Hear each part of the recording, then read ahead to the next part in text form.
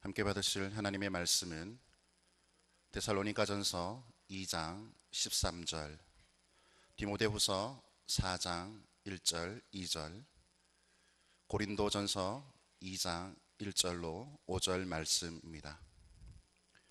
데살로니가전서 2장 13절, 디모데후서 4장 1절과 2절, 고린도전서 2장 1절로 5절 말씀입니다. 데살로니가전서 2장 13절입니다. 이러므로 우리가 하나님께 끊임없이 감사함은 너희가 우리에게 들은 바 하나님의 말씀을 받을 때 사람의 말로 받지 아니하고 하나님의 말씀으로 받음이니 진실로 그러하도다. 이 말씀이 또한 너희 믿는 자 가운데에서 역사하느니라. 디모데후서 4장 1절 2절입니다. 하나님 앞과 살아있는 자와 죽은 자를 심판하실 그리스도 예수 앞에서 그가 나타나실 것과 그의 나라를 두고 엄히 명하노니 너는 말씀을 전파하라. 때를 얻든지 못 얻든지 항상 힘쓰라. 범사의 오래 참음과 가르침으로 경책하며 경계하며 권하라. 고린도전서 2장 1절로 5절 말씀입니다. 형제들아, 내가 너희에게 나아가 하나님의 증거를 전할 때 말과 지혜의 아름다운 것으로 아니하였나니 내가 너희 중에서 예수 그리스도와 그가 십자가에 못 박히신 것 외에는 아무것도 알지 아니하기로 작정하였습니다. 내가 너희 가운데 거할 때 약하고 두려워하고 심히 떨었노라. 내 말과 내 전도함이 설득력 있는 지혜의 말로 하지 아니하고 다만 성령의 나타나심과 능력으로 하여 너희 믿음이 사람의 지혜에 있지 아니하고 다만 하나님의 능력에 있게 하려 하였노라. 아멘. 오늘 말씀의 제목, 설교의 영광과 한계. 여느 때와 좀 다른 주제를 암시하고 있습니다. 일반적으로 우리 설교라고 하면은 설교자가 성경 말씀을 해석해서 그것을 가지고 설교문을 서론, 본론, 결론 작성을 하고 그 작성한 것을 전달하는 일련의 행위다. 그렇게 간략하게 정의를 합니다. 근데 좀 더 생각해 보면 이 설교에는 평소 우리가 쉽게 파악하기 어려운 부분들이 많이 있습니다. 예를 들어서 성경을 기록된 하나님의 말씀이다. 기록된 하나님의 말씀이다. Written Word of God. 그 성경을 기록된 하나님의 말씀이다. 그렇게 말하면서 설교를 지금 현재 들려지는 하나님의 말씀이다. 선포되는 하나님의 말씀이다. 그렇게 말을 하죠. 그러니까 이 설교 사역이 얼마나 중요하고 또 얼마나 영광스러운 것인가 쉽게 짐작할 수가 있습니다.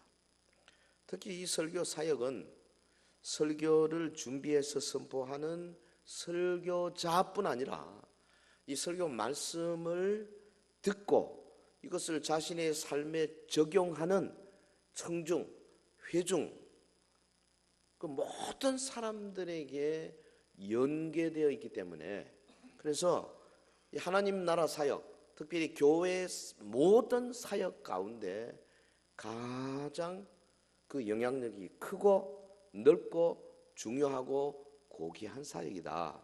그렇게 말할 수가 있겠습니다. 자, 설교.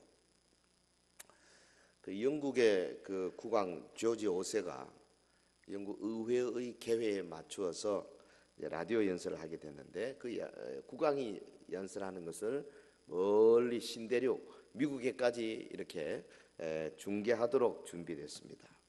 근데 국왕이 막 연설을 시작하는데 갑자기 뉴욕 지국에 설치되어 있던 그 케이블이 끊어져 버렸어요. 큰일이 났습니다. 국왕이 막 이렇게 훈시를 하시는데 이거 끊어진 케이블 고치는데 20분 내지 아무리 빨리 해도 30분은 걸리겠어요. 그럼 30분 지나면 국왕 연설 다 끝나버린 겁니다. 그러면 공중에다 흩어지고 아무도 그 말씀을 들을 수가 없게 됐어요. 근데 그 자리에 고용된 지 얼마 안 된 청년 기술자 해롤드 비비안이라는 젊은 기술자 있었는데 그 순간에 다른 선택이 없다는 걸 금방 알았어요. 그래서 이 사람이 자기의 손을 뻗쳐가지고 끊어진 케이블을 꽉 잡았습니다. 250볼트가 넘는 전류가 그의 몸을 깨뚫고 머리끝부터 발끝까지 그냥 막 격렬하게 고통스럽게 만들었습니다. 그런데 이 사람이 해롤드 비비안이 끝까지 놓치지 아니하고 목숨을 걸고 필사적으로 왜? 국왕의 연설을 국민들에게 들려주게 하기 위해서. 설교가 뭐냐? 설교자는 어떤 사람이어야 하는가? 아주 좋은 비유가 아닌가 싶어요. 그 긴급한 순간에 자신의 몸을 250볼트 전류의 통로로 삼기 원했던 이 청년의 고투, 이것이 설교자의 그 고민과 고투가 아닌가 이렇게 생각합니다. 우주의 왕이신 하나님의 음성을 백성들에게 잘 듣지 못하고 영적인 말씀을 깨닫지 못하는 자들에게 들려주게 하기 위해서 설교자가 끊어진 케이블을 붙들고 자기의 몸을 던지는 거죠. 오늘 말씀을 통해서 이 설교의 본질을 좀 더 깊이 살펴보면서 결국 우리의 예배 자세를 재점검하는 계기가 되기를 주의 이름으로 권면합니다. 설교에 대한 성경적인 정의, biblical definition, 성경의 정의가 뭔가? 설교와 하나님의 역사는 어떤 관계에 있는가? 설교자와 청중에게 요구되는 것은 무엇인가? 뭐 이런 것들에 대해서 큰 우산 질문, 설교의 본질이 뭐냐 하는 것 가지고 같이 생각하겠습니다. 자, 첫째는 설교는 하나님의 말씀이에요. 근데 영광스러운 하나님의 말씀입니다. 설교는 우리가 상상할 수 없는 영광에 가득 찬 말씀이에요. 그 말씀 속에 하나님의 창조가 있고 하나님의 섭리가 있고 그리스도의 구속이 있고 그리스도의 십자가 사랑이 있고, 설교는 영광스러운 하나님의 말씀이다. 본문 데살로니가전서 2장 13절, 너희가 우리에게 들은 바 하나님의 말씀을 받을 때에 사람의 말로 받지 아니하고 하나님의 말씀으로 받음이니 진실로 그러하도다. 지금 사도 바울이 데살로니가 교회 성도들에게 쓴 편지 아닙니까 이게? 근데 데살로니가 성도들은 바울의 설교 말씀을 하나님의 말씀으로 받은 거죠. 아, 저건 사도 바울의 말이다 이렇게 보지 아니하고 사람의 말로 받지 아니하고 하나님의 말씀으로 받았다 그랬어요. 그래서 사실 데살로니가 교회가 크게 칭찬받은 이유가 바로 그것 때문입니다. 설교에 대한 가장 기본적인 정의가 설교는 하나님의 말씀이다 라는 것이라고 말씀드렸습니다. 이것은 설교에 대한 변할 수 없는 본질적이고 전통적인 정의예요. 우리 종교개혁가 존 캘빈이 그런 말 했죠. 기록된 말씀으로서의 성경이 하나님의 말씀인 것처럼 주의 종들을 통해서 선포되는 말씀 역시 하나님의 말씀이다. 칼빈은 이 설교에 대한 분명한 정의를 갖고 있었습니다. 하나님의 말씀은 선지자들의 말과 차이가 없다 그렇게 주장하면서 칼빈이 뭐라 그러냐면 하나님의 대사로서의 설교자들이 전하는 설교가 곧 하나님의 말씀이다 그렇게 주장했습니다. 그런데 뭐 그렇다고 해서 강단에서 선포되는 모든 그 설교가 다 하나님의 말씀인 것은 아니다. 왜냐? 하나님의 말씀이 되기 위해서는 그 설교가 철저하게 성경에 근거해야 된다 그랬어요. 그 우리 개혁주의거든요. 개혁주의 장로교의 핵심이 바로 여기 있습니다. 하나님의 말씀이 되려면 다른 데 근거하면 안 됩니다. 기록된 하나님의 말씀 본문의 의도를 충실하게 전달하는 설교, 본문의 의도에 의해서 이게 하나님의 말씀이냐 아니냐 결판이 나는 거예요. 성경 읽어놓고 그냥 적당히 자기만 하는 것은 하나님의 말씀이 될 수가 없다는 겁니다. 칼빈만 그런 거 아닙니다. 신정통주의 신학자 칼 바르트, 뭐 우리가 좀 비판도 하지만 바르트도 설교에 대해서는 이렇게 이야기했어요. 설교는 하나님 자신이 말씀하시는 하나님의 말씀이다. 이를 위해서는 이 사명에 순종하는 교회에 부름받은 사람들에 의해서 동시대의 사람들에게 적절한 인간의 언어로 성경 본문을 해석하는 것이 필요하다. 무슨 말이냐면 2000년, 3000년 전에 기록된 하나님 말씀을 오늘 21세기 성도들의 언어로 해석해서 전달하는 것이다. 칼빈이나 칼바르트의 견해를 종합한다면은 성령의 감동으로 기록된 성경이 하나님의 말씀인 것처럼 그 말씀을 해석하여 전달하는 설교 역시 영광스러운 하나님의 말씀이라는 겁니다. 할렐루야. 그러므로 설교자는 이 말씀을, 하나님의 말씀을 전하는 종으로서 최선을 다해. 정말입니다. 그리고 하나님의 말씀을, 설교를 듣는 성도들은 어떤 자세냐? 저 사람의 말이 아니고 하나님의 말씀이다. 이렇게 딱 선입견을 가지고 들어야 된다 그 말이에요. 아, 요거는 사람의 말이고 요거는 하나님의 말씀이고, 자기가 재단을 해가지고 추에 저울에 달아가지고 요거는 버리고 요거는, 그렇게 할 수가 없다 그 말이에요. 이게 지금 얼핏 들으면 오해하기 쉬운 말인데요. 그러나 지금 성경의 원리를 지금 말씀하고 있는 겁니다. 설교는 영광스러운 삼위일체 하나님의 말씀이에요. 설교는 성부 하나님의 말씀이고 성자 예수님의 말씀이고 성령 하나님의 말씀입니다. 아멘.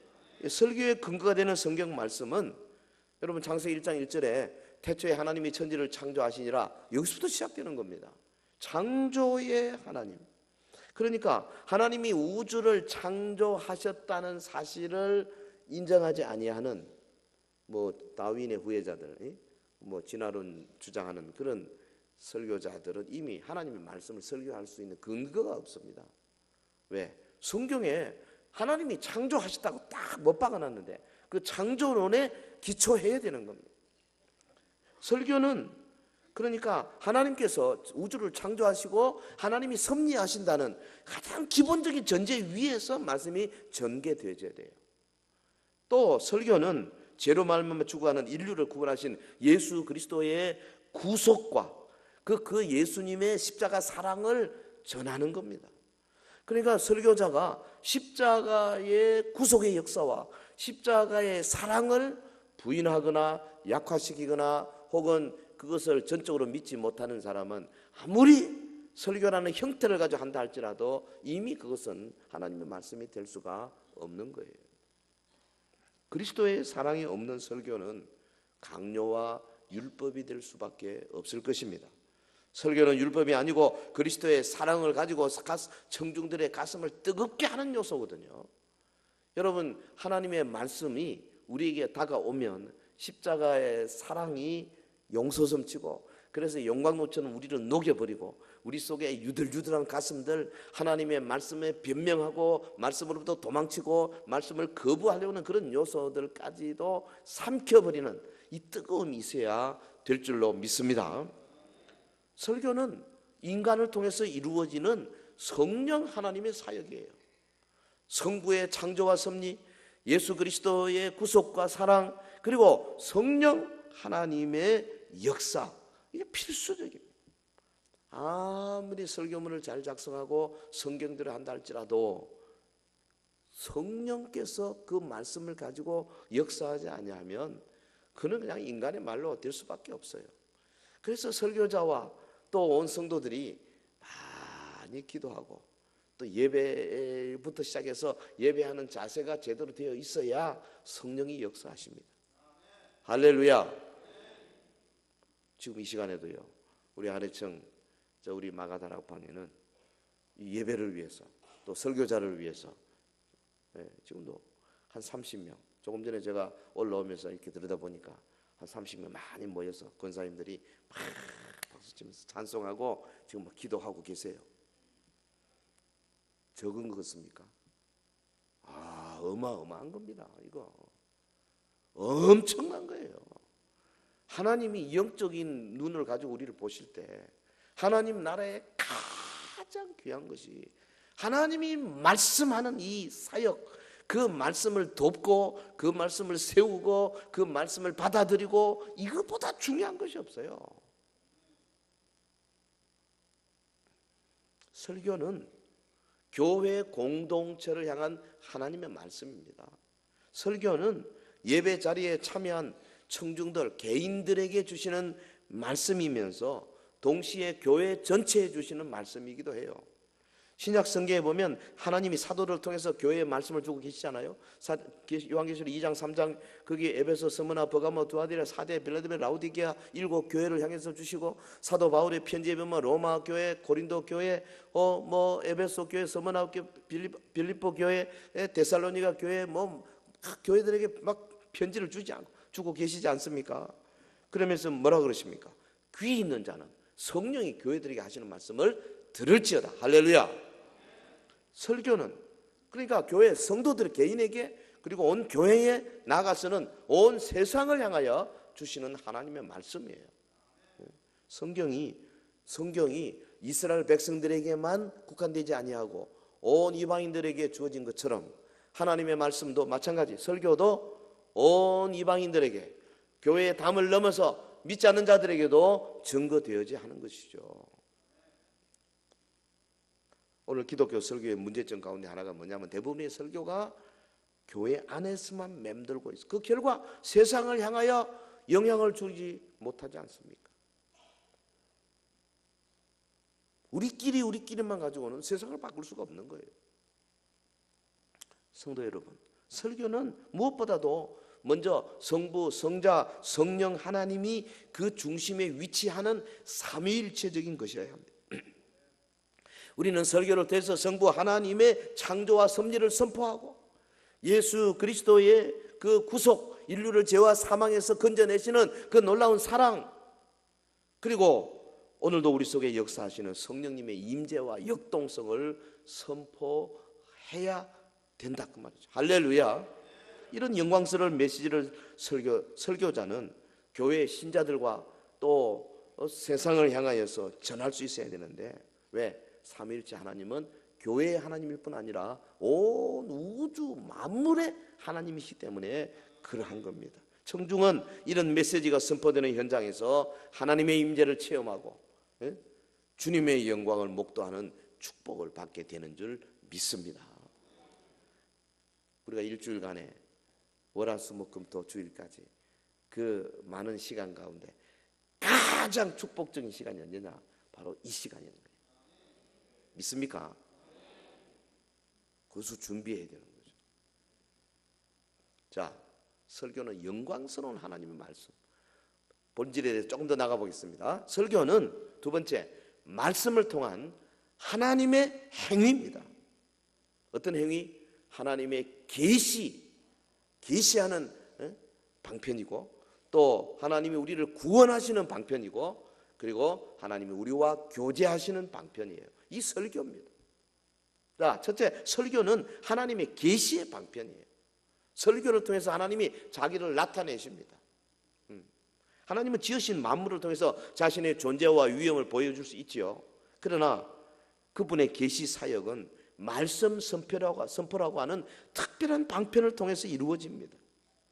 이 땅에 육신을 입고 오신 예수님, 그분이 원래 말씀이셨어요. 요한복음 1장 1절, 태초에 말씀이 계시니, 이 말씀이 하나님과 함께 계시고 이 말씀이 곧 하나님이시니라.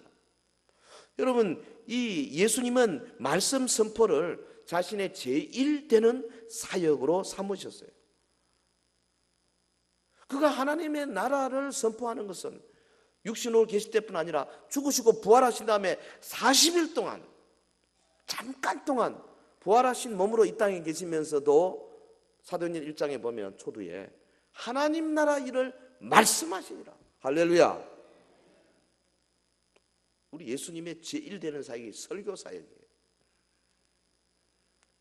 여러분, 신약시대에 이르면 사도들은 하나님이 주시는 말씀을 가지고 하나님을 나타내 보였어요. 땅 위에 교회를 세우신 이후에 하나님은 말씀 선포를 통해서 자신의 구원 사역을 증거하기 원하셨습니다. 그래서 각 지교회의 설교자들이 이를 위해서 도구로 세움을 받은 겁니다. 오늘 본문 디모데후서 4장 2절을 보면 너는 말씀을 전파하라. 때를 얻든지 못 얻든지 항상 힘쓰라. 사명이 주어졌지 않습니까? 말씀을 전파하라. 여기 전파 프리치입니다. 설교하라. 때를 얻든지 못 얻든지 항상 힘쓰라. 여러분, 하나님은 말씀이라는 방편을 통해서 자신을 계시하시는 분이십니다. 그 일을 위해 도구로 사용되는 것은 인간이지만은 그 인간의 이면에서 사역하고 계시는 분이 하나님이시다, 그 말이에요. 네. 그래서 하나님은 진정한 의미에서 유일하신 설교자입니다. 하나님은 유일한 설교자. God is the only true preacher. 하나님은 유일한 진실된 설교자이십니다. 여러분, 교회 강단에서 선포되는 그 설교는 사실은 성경적으로 보면 그 교회를 향하신 설교자 하나님의 자기 계시다, 그 말. 무서운 이야기죠. 하나님께서 옛적의 선지자나 사도들의 선포를 통해서 하나님 자기를 나타내실 때는 하나님이 직접 선지자 입에다가 자기의 말을 심었어요. 사도들에게 직접 말씀을 심었어요. 그래서 선지자나 사도가 하나님의 말씀을 전했습니다. 그런데 그러면서 하는 말이, 예레미야 선지자가 뭐라 그랬습니까? Thus says the Lord. 하나 여호와께서 가라사대 하고는 코테이션 마크를 딱 쳤습니다. 나는 이스라엘의 하나님이라. 여호와 하나님의 말을 1인칭으로 사용했어요. 대단하죠. 그 말씀 앞에 떡 듣고 앉았다가 저거는 잘못됐고 요거는 요렇고, 그렇게 누가 감히 판단할 수 있겠습니까? 판단했다가는 그 자리에서 죽습니다. 하나님의 말씀이다. 근데 오늘은 그렇게는 하지 않습니다. 왜? 하나님께서 선지자와 사도를 통해서 이미 성경 말씀을 다 기록 완료하셨기 때문에. 요한계시록 22장 18절 19절이 그 말 아닙니까? 이 말씀에 뭘 보태지도 말고 뭘 빼지도 마라. 끝났다. 그리고 이 기록된 말씀을 가지고 이제는 하나님의 말씀으로 사용해라. 할렐루야. 그러니까 뭐 이단들이요, 뭐 몰몬 교도들이 몰몬경이라는 걸 성경처럼, 또 안식교인들이 화이트 부인의 그 기시 받았다는 이렇게 이만 두꺼운 책을 성경보다 더 중요하게 여기고, 이런 것들이 이단이 되는 겁니다. 우리는 여기다 외경이나 위경을 붙여도 안 돼요. 로마 카톨릭은 여기다 외경, 구약, 그 다음에 외경 12권, 그리고 그 다음에 신약 이러고 사용하고 있지 않습니까? 그렇게 하면 안 돼요. 구약 39권, 신약 27권, 66권 딱 주어진 그 말씀. 이제는 하나님이 친히 기록한 성경 말씀의 계시는 끝났기 때문에 그것을 우리가 받아들이는, 그게 개혁주의예요. 다만 당신은 선지자가 직접 받은 말씀으로 설교했지만은 오늘날 교회는 어떻게 하느냐? 기록된 하나님의 말씀을 해석해서 성령의 조명을 받고 해석을 해서 그것을 선포하는 거죠. 선포하는 것은 똑같습니다. 하지만 원천이 다르죠. 우리는 기록된 하나님 말씀을 넘어갈 수가 없어요. 그럼에도 불구하고 오늘날 설교자의 선포가 하나님의 계시일 수 있는 것은 그 원천이 성경이요, 성령의 영감받은 성경이요, 또 설교 중에 역사하는 성령님의 사역 때문에 그렇습니다. 성령께서는 하나님의 말씀을 선포할 때에 함께 하시겠다고 약속하셨고 또 실제로 같이 동행하고 계시는 줄 믿습니다. 사도 바울의 고백 들어보십시오. 고린도전서 2장 4절에 내 말과 내 전도함이 설득력 있는 지혜의 말로 하지 아니하고 다만 성령의 나타나심과 능력으로 하여 너희 믿음이 사람의 지혜에 있지 아니하고 다만 하나님의 능력에 있게 하려 하였느니. 이 동일한 성령님이 설교자의 입술을 사용하십니다. 그러므로 설교는 하나님에 대하여 말하는 것이 아닙니다. 하나님에 대하여 말하는 것이 아니고 설교는 하나님이 말씀하시는 것인 줄로 믿습니다. 할렐루야. 이거 우리 개혁주의 설교가 아니에요. 설교는 하나님의 계시의 방편이고 동시에 설교는 하나님의 구원의 방편입니다. 하나님은 설교를 가지고 구원해내신다 그 말, 사람을. 영적으로 죽은 자들은 이 세상의 어떤 것으로도 건져낼 수가 없어요. 절대 살릴 수가 없어요. 딱 하나, 하나님의 능력으로만 살릴 수 있는데 그 능력은 그분의 말씀을 통해서 온다는 거죠. 성경은 구원이 말씀을 통해 온다는 사실을 반복적으로 증거합니다. 요한복음 6장 63절 살리는 것은 영이니 육은 무익하니라 내가 너에게 이런 말은 영이요 생명이라. 주님의 말씀이 영이요 생명이라. 고린도전서 1장 18절 십자가의 도가 말씀이죠. 십자가의 도 원리 말씀 멸망하는 자들에게는 미련한 것이요 구원을 받는 우리에게는 하나님의 능력이라. 나가서 21절에 십자가의 도가 멸망하는 자들에게는 미련한 것이요 구원을 받는 우리에게는 하나님의 능력이라. 여러분 이 하나님의 능력이 그냥 뭐 바람을 타고 확 나타나는 것이 아니라 말씀을 통해서 나타난다 그 말이에요. 오늘날 목회자에게 주어진 책무가 그렇습니다. 설교학자 제임스 단이 이렇게 말했습니다. 교회가 선포하는 말씀이야말로 생산적이고 역동적이며 창조적이고 구원을 주며 죄를 소멸시키고 죽음을 물리치며 치유하고 생명을 준다. 이것이 강단에서 선포되어야 할 말씀이며 사역자들이 선포하도록 하나님께로부터 사명을 받은 말씀이다. 그래서 어떤 설교학자가요 자기 책 이름을 어떤 설교학자 빌 베네트가 자기 책 이름을 뭐라 그러냐면 죽은 자를 일으키는 30분 30 minutes to raise the dead. 죽은 자를 일으키는 30분. 책 제목을 그렇게 잡았어요. 설교 한 편이 죽은 자를 일으킨다. 구원의 방편인 설교를 위해서 부름받은 설교자가 그래서 누구냐? 고린도전서 4장 1절에는 그리스도의 일꾼이요 하나님의 비밀을 맡은 자다. 그렇게 표현했어요. 그러므로 설교자는 구원 사역에 있어서 하나님과 함께 일하는 하나님의 동역자가 된다는 거예요. 아무나 설교할 수 없어요. 내 좀 교회 오래 다녔기 때문에 뭐 성경 좀 아니까 내가 뭐 간증 겸 설교 겸 하지요. 그럴 수 없어요.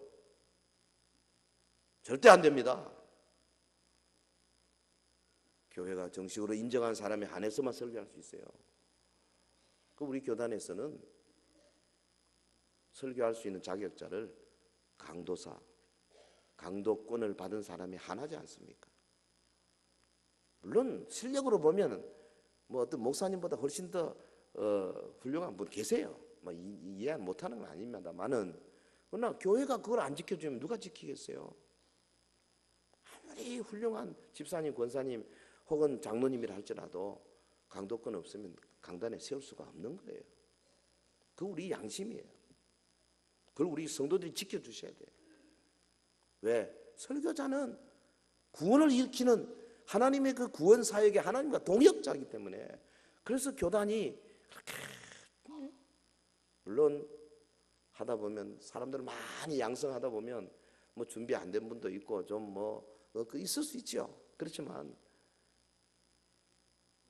본질적으로 이 설교가 얼마나 영광스러운 사역인가 하는 것에 대한 감동이 있는 사람은 그거 따라가야 되는 겁니다.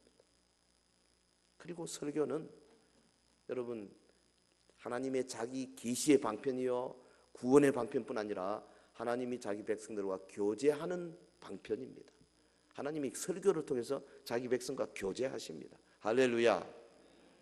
하나님은 원래 자기가 지으신 인생들과 교제하기를 원하셨어요. 그래서 아담을 찾아오시고 대화하려고 그러는데 아담 하와가 그냥 범죄해가지고 하나님으로부터 멀어져 버렸잖아요. 그래서 하나님이 또 아담을 찾아오시잖아요. 아담아 네 어디 있냐.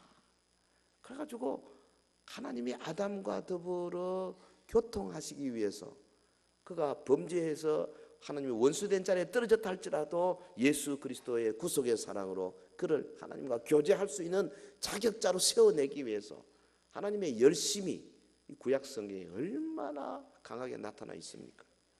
여러분, 지금도 주님은 땅 위에 몸된 교회를 세우시고 두세 사람이라도 그리스도의 이름으로 모이는 곳에 내가 함께 하겠다, 오셔서 우리와 교제하시겠다, 그렇게 말씀하시는 겁니다. 할렐루야.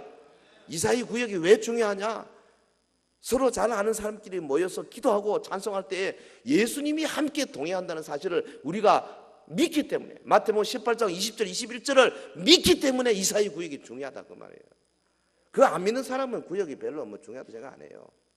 말씀을 믿으면 설령 눈앞에 뭐가 안 드러난다 할지라도 말씀에 대한 믿음으로 가는 거예요. 믿음이 얼마나 중요한지 아십니까? 믿음 없이는 하나님 기쁘시게 못해요.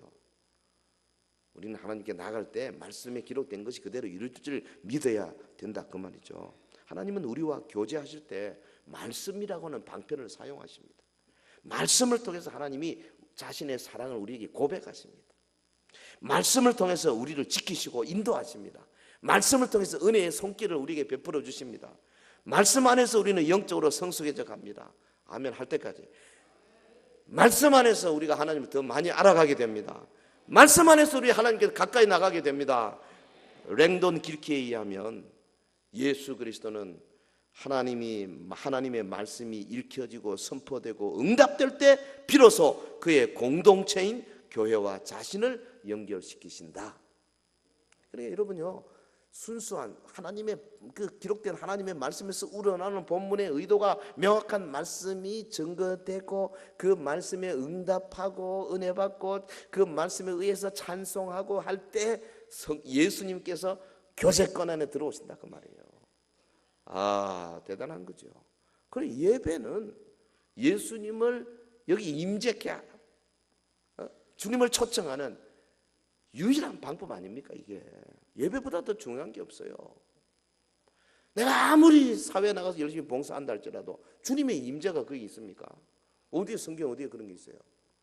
내 이름으로 두세 사람이 모여 예배하는 곳에 내가 함께 하겠다. 할렐루야. 말씀이 예배의 방편이에요. 말씀이 교제의 방편이에요. 우리는 하나님과 교제할 때 과거의 화석과 같이 고착된 어떤 그런 사건이 되어서는 안 됩니다. 하나님과 교제는 항상 현재적이고 미래적이고 계속적이고 새로운 것이 되어야 되는 거예요. 우리의 삶이 끊임없이 위기와 시련이 다가오지 않습니까? 그럴 때마다 사망의 음침한 골짜기와 같은 그 세상을 순례자로 나갈 때 목자가 주시는 사랑의 음성, 그 생명줄과 같은 거예요. 주일 예배를 여러분이 쉽게 생각하지 마십시오. 수요밤이나 금요밤하고 또 다릅니다. 주일은 질이 문제가 아니에요. 하나님이 우리에게 주신 본질이 문제예요. 이날은 주님이 부활한 날이고 이날은 주님이 사망 고통을 풀어 헤치는 날이고 새 창조의 날 아닙니까? 그렇기 때문에 주일 여러분 이 대예배는 어떤 사람은 뭐 꼭 대예배를 하냐 뭐 낮예배를 하자 그러는데 저는 대예배도 좋다고 생각합니다. 왜? 너무나 중요한 예배라고 말이죠. 이 예배 주께서 오셔서 말씀을 통해서 교제하기를 원하십니다. 할렐루야. 자, 그러므로 우리는 주일마다 강단에서 울려 퍼지는 설교에 귀를 기울여야 돼요. 설교 시간 딴 거 하면 안 돼요. 설교 시간에 뭐 끄적끄적 뭐 쓸데없이. 어떤 분은요, 그 전화 오면 이러고는 나가더라고. 아이고, 그 뭐 영양가 있는 소리가 있다고. 과감하게 끄세요. 여기 들어오기 전에 다 끄시라고.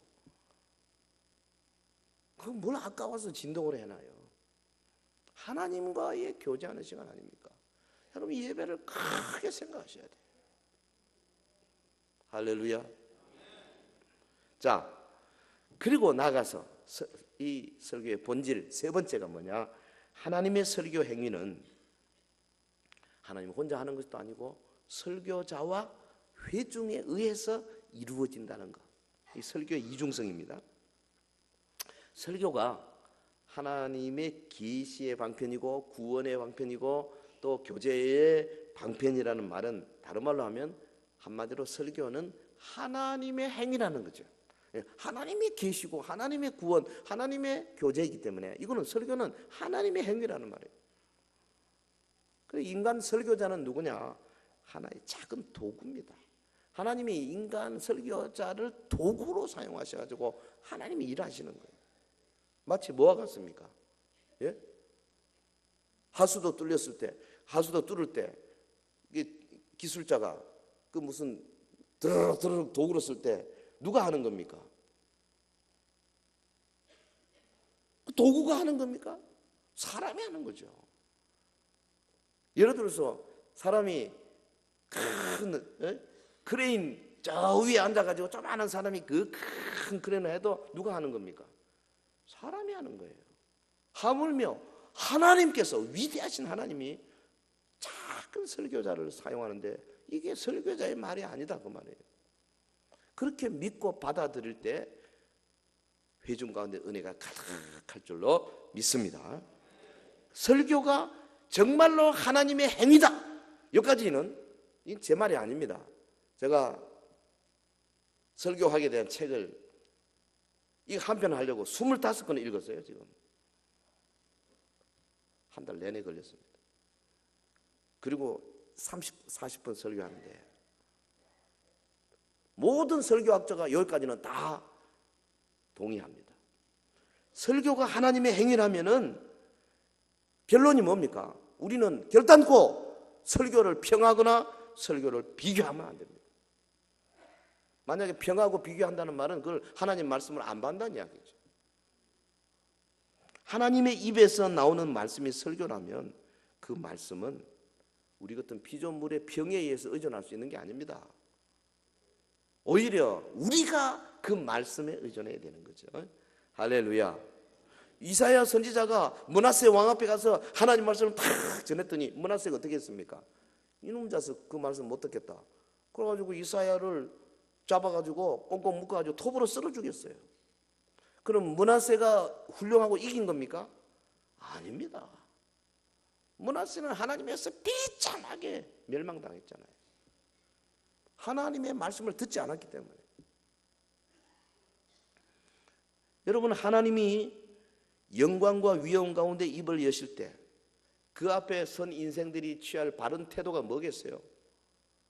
비유컨대 천사가 그 처녀 마리아에게 나타나서 네가 내년 이맘때 아들을 낳을 것이다. 마리아가 처음에는 무슨 이야기인지 몰라고 하다가 그 말씀을 딱 듣고 나서 뭐라 그랬습니까? 주의 계집종이오니 말씀대로 내게 이루어지이다. 할렐루야. 이거 목숨은 근거거든요. 그 당시 여자가 결혼하기 전에 애 배면 그 죽습니다. 돌에 맞아 죽어야 되는데 말씀대로 이루어지이다. 성도 여러분, 근데 우리가요 하나님의 말씀을 듣기만 한다고 해서 그것이 결코 소극적이거나 혹은 뭐 수동적인 행위만은 아니에요. 왜? 거룩하신 창조주 하나님이 입을 열어 선포하시는 말씀을 피조물인 우리가 듣는다는 것만 해도 이게요 인간이 할 수 있는 가장 창조적이고 가장 적극적이고 생동적인 사역이에요.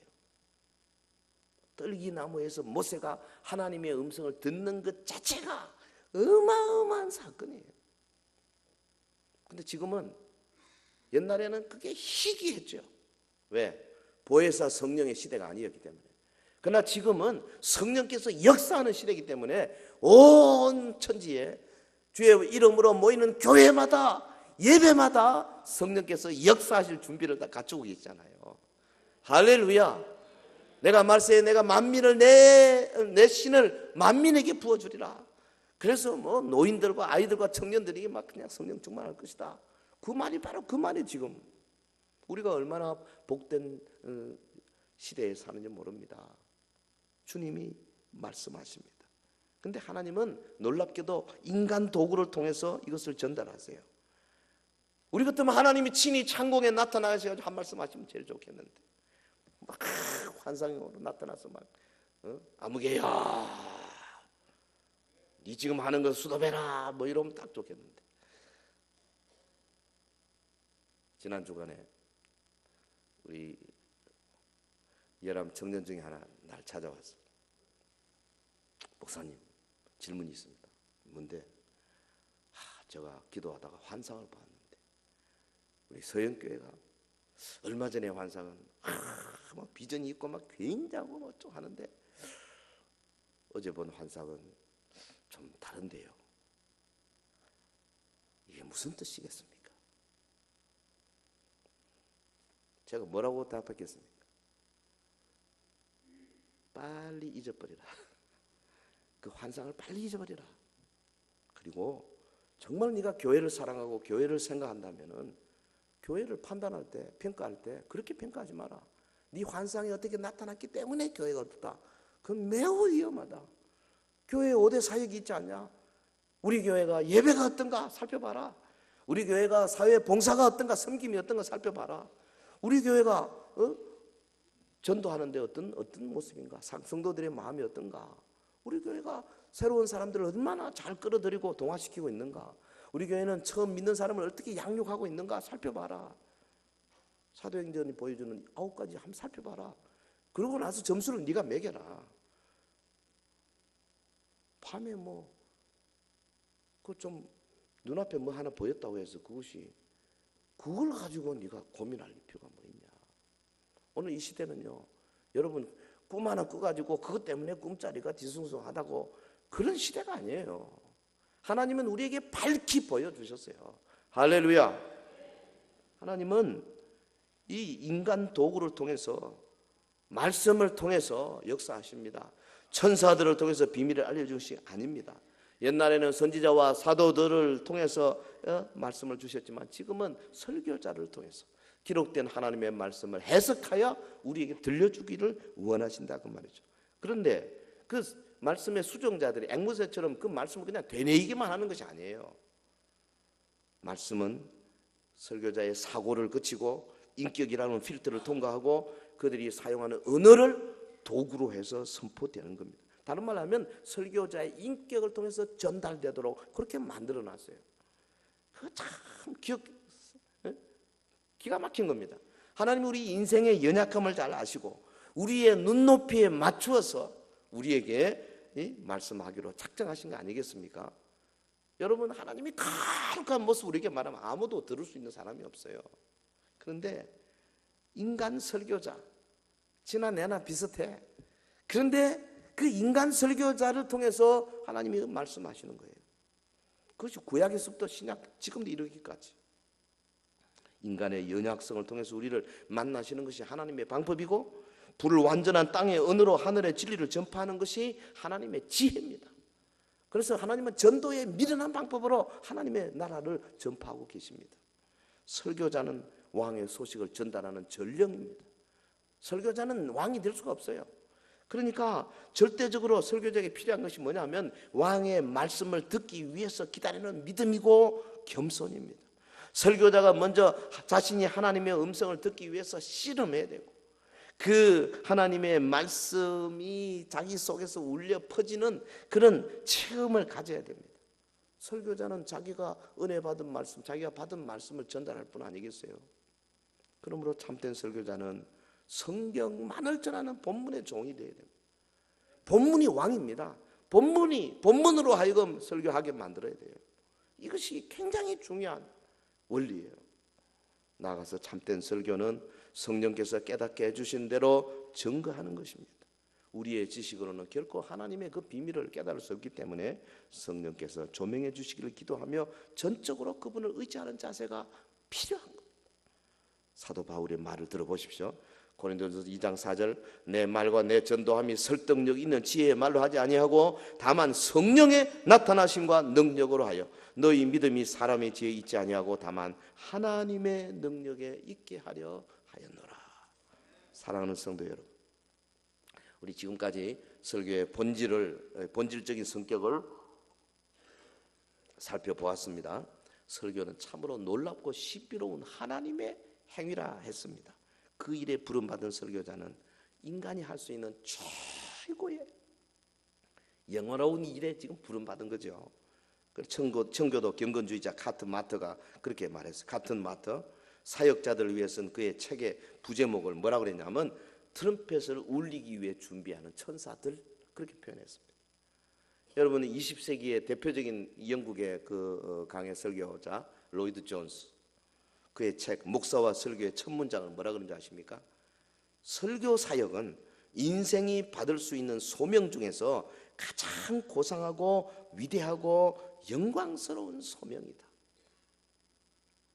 지금 설교 사역에 대해서 말할 때 우리 성도들 회중이 가지는 마음의 자세는, 그러니까 이 예배와 찬송, 기도, 설교 전체 이 예배의 이 프레임 속에서 우리가 이 하나님을 만나는 마음의 자세를 어떻게 가져야 되느냐 하는 것을 자동적으로 여러분 적용해야 됩니다.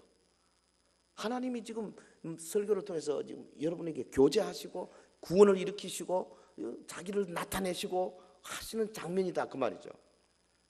설교가 유한한 존재들에게 영원을 안겨주고 땅 위에 있는 인생들에게 하늘을 가져다주는 고귀하고 영광스러운 사역이라는 겁니다.